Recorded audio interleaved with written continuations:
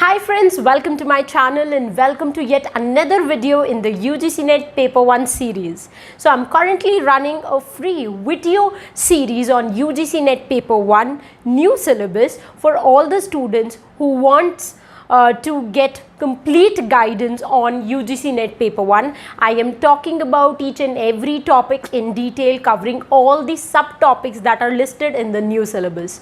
So far I have created 3 videos in the series where I've discussed the important subtopics that have been listed by UGC NET in the unit Teaching Aptitude. In this particular video, I'm going to take that series forward and discuss another important topic from the syllabus, that is methods of teaching. Now, we all are aware of the fact that there can be different methods of teaching students.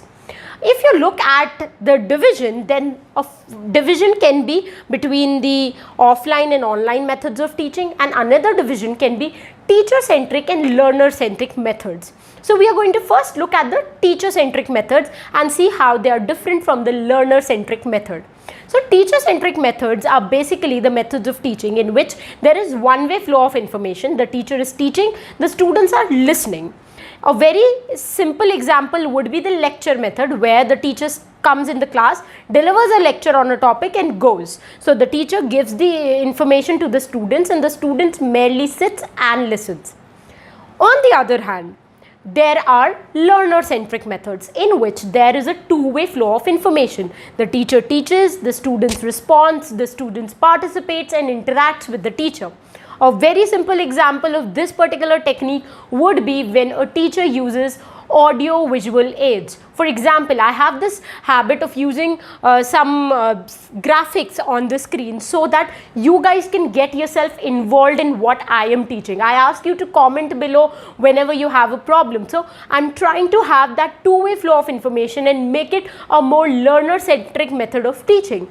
Another way of doing a learner-centric method would be when a teacher gives a project work or asks students to participate in a role play. So whenever these kind of activities happens, the students interact with the teacher, interact with other peers, and then learns in the process. So the major difference between the teacher-centric and the learner-centric method is that teacher-centric method is more traditional. Earlier teachers used to do it. Now as the e-learning pattern is blooming, as teaching is getting involved with technology, teachers are moving more towards the learner-centric method.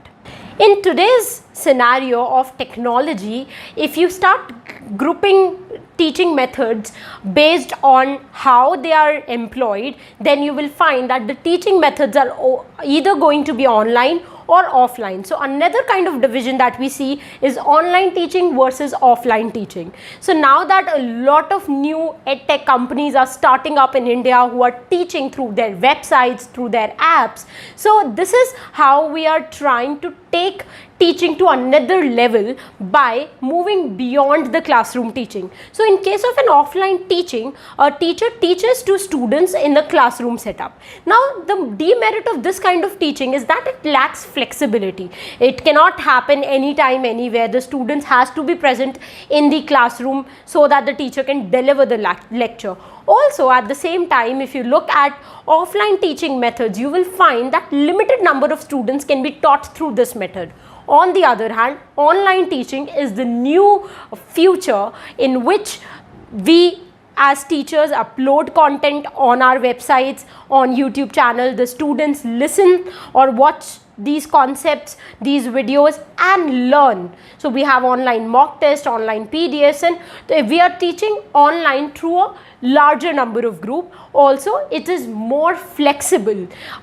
Teachers can teach anytime, anywhere, whereas students can also study anytime, anywhere. The only important key thing that you require in online teaching is internet.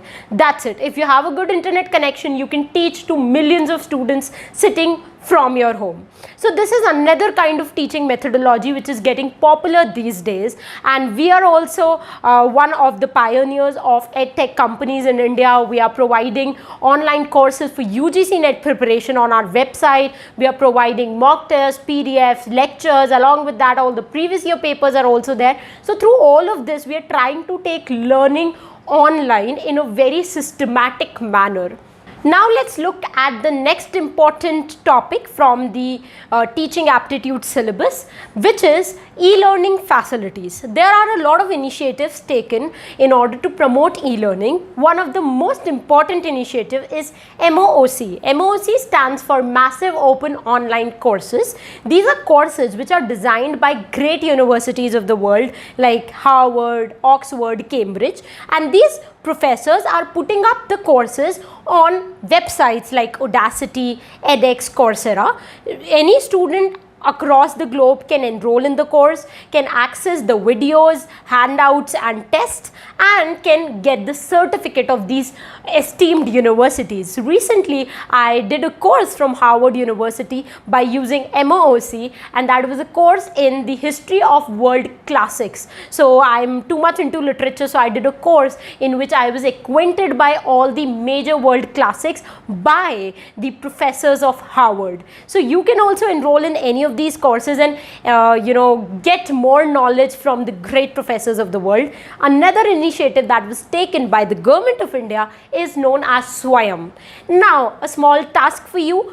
If you know the full form of Swayam, then put that in the comment section below and let's see how many of you can get me the right answer. So Swayam is an initiative taken by the government of India where all these great Indian institutes like IITs and IIMs are putting up their courses free of cost on the website so that any student across India can enroll in the courses and can get benefited from the professors and course content of these esteemed universities.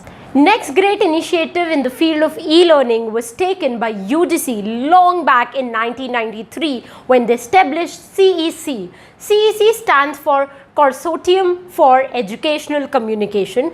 It is basically a platform where great lecturers put up lectures talking about major topics that are a part of higher education, and these videos are available free of cost for everybody on YouTube. You just need to type CEC and you will find a channel on YouTube where great professors are talking about lectures on history, political science, English literature, geography, you name it and you get it. So it is an initiative taken by the government so that any person who is living in India can access these lectures. So a person who is living in a very small village somewhere in Jharkhand or Orissa can also access these great lectures from great professors and can enhance his knowledge.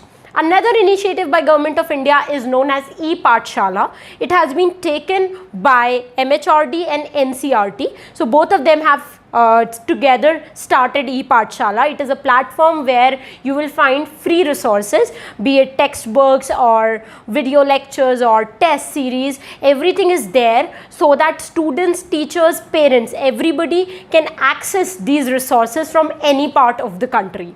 There have been a lot of questions that have been asked from e-learning facilities, especially last year there was a question that please tell us the full form of Swayam. So that is the reason why I ask you to research and put that in the comment section below so that if that question comes up again, you don't miss out that extra mark. So with that note, I take your leave. For all the free material and free guidance for UGC NET Paper 1, you can contact on the number display above, or you can visit our website www.arpitakarwa.com. Don't forget to subscribe to this channel and follow us on all the social media platforms to get latest and authentic UGC NET exam updates. So with that note, I take your leave. That's it for this video lecture. We'll meet very soon in the next video lecture. Till the time we meet next, happy learning, keep loving literature, and stay tuned to arpitakarwa.com.